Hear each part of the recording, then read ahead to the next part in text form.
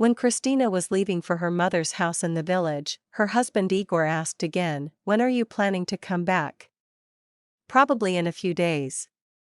I don't often go to the village." "Don't worry, dear, I'll call you every day," he reassured her.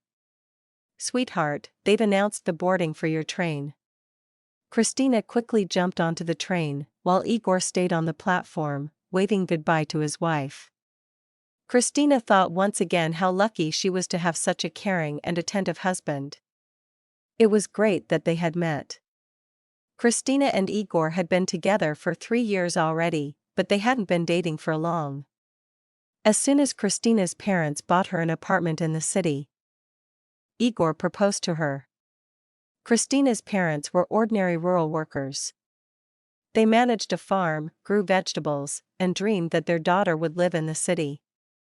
They saved up money and managed to buy Christina a one-bedroom apartment, and they were happy. Not long ago, Igor suggested, "Christina, let's exchange our apartment for a bigger one." "But where will we get the money?"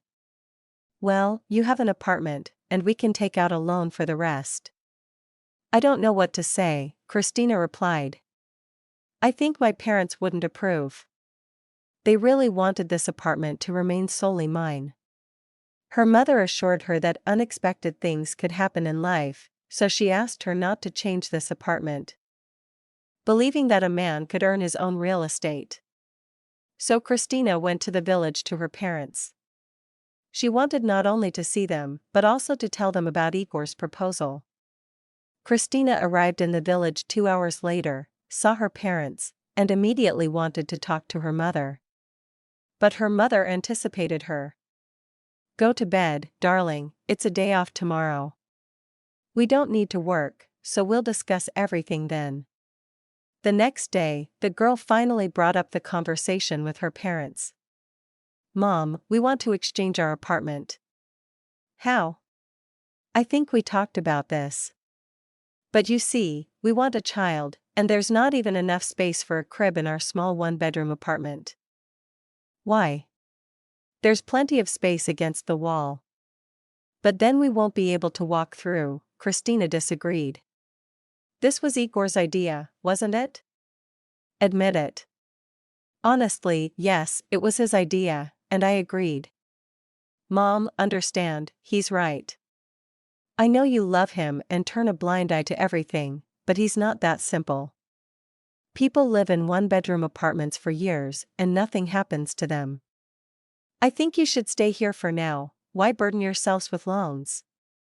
A heated argument ensued, with her father joining in. In the end, Christina decided not to stay at her parents' house anymore. She packed her things in the evening and left. "Daughter, we argued, it happens, stay," her father pleaded.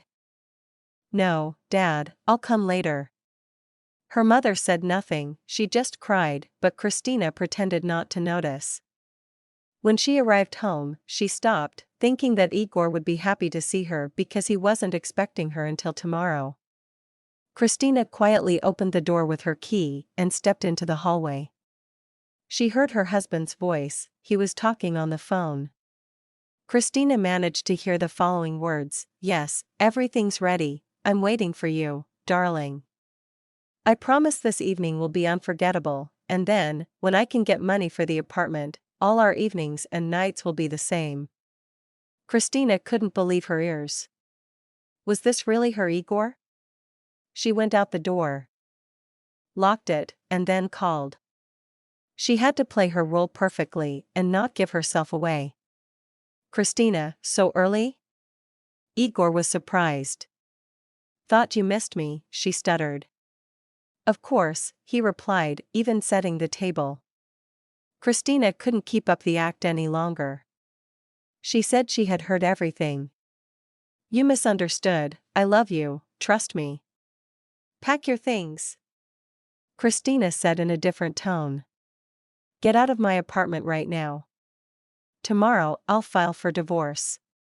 When he left, Christina first called her parents. She wanted to apologize and say that her mother was right,